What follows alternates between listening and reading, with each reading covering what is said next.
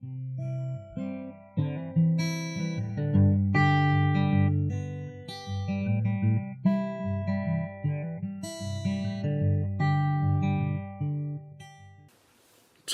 many of us here in Wales will be going to the polls to vote for members of the Senedd, the Welsh Parliament. In England, there'll be elections for local councils. In the New Testament, there's an exhortation to Christians to pray for kings and all who are in authority. That's why in the Church of England, almost every service includes prayers for the Queen and the royal family. But the world of the Bible was very different from the world of today. The early Christians had little power. Many of them were slaves.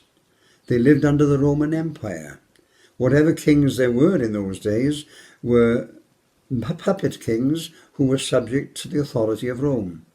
Ordinary people could do nothing to change or influence what went on at the seat of government. It was like the weather. All they could do was pray.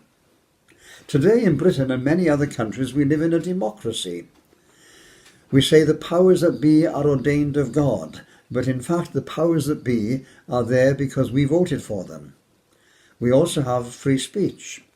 We can speak up and tell our rulers what we think they should do, and in a healthy democracy they listen to us. In fact, we are the real authority. We are the equivalent of the kings and queens of ancient times. The Old Testament book of Isaiah has a portrait of the ideal king, according to the Jewish faith. This king will have the spirit and wisdom of wisdom and understanding, the spirit of knowledge and of the fear of the Lord. If we are to be good rulers, we too need to cultivate wisdom and understanding and a healthy respect for what is good and right. In the kings in ancient Israel were not absolute monarchs who could do exactly what they liked. Many of them, of course, did in practice, but there was always a reminder that the ultimate authority was the divine law, the Torah, and the wise king was obliged to read it and to obey it. Perhaps we should bear this in mind when we think about democracy today. Democracy doesn't mean that the nation has the right to do whatever the majority decide. There's a higher law, the moral law, that ought to take precedence over the will of the people. We can ignore it, but we do so at our peril. This description of the ideal king says that he will not judge by appearance or hearsay. In other words, he won't just sit in his palace and listen to his friends and his favourite courtiers who will flatter him or bribe him, all to advance their own power and wealth. He'll make the effort to find out for himself what's going on and make just and fair decisions. Just like the ancient kings, we have our courtiers today.